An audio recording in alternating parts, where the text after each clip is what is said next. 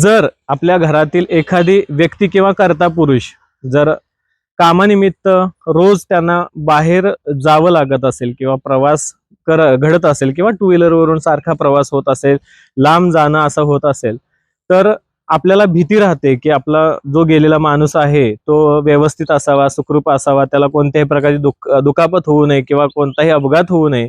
तर अशी भीती वाटत असेल तर आपण त्यांना पहिल्यांदा समजावून सांगा की गाडी सावकाश चालवा, गाडी नीट चालवा, अशा गोष्टी आपण सांगू शकतो. किंवा जे संरक्षणासाठी कायदे वापरलं जातं, आपण हेल्मेट म्हणा किंवा हे सगळ्या गोष्टी हे सांगू शकता तुम्ही.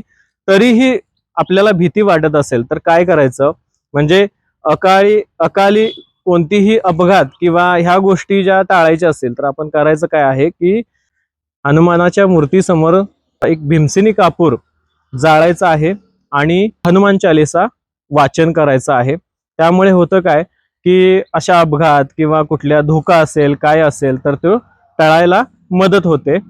आणि ह्यावरती मी घरगुती उपाय प्रत्येक व्हिडिओमध्ये सांगतच असतो आणि तुम्ही व्हिडिओ बघत असता, त्यामध्ये पुढील व्हिडिओ सुद्धा बघत राहा आणि चॅनलला अजूनही सबस्क्राईब केलं नसेल तर सबस्क्राईब नक्की करा, कारण जेणेकरून मी जे घरगुती उपाय सांगत असतो ते तुमच्यापर्यंत लवकरात लवकर पोहोचावे. धन्यवाद. श्री स्वामी समर्थ.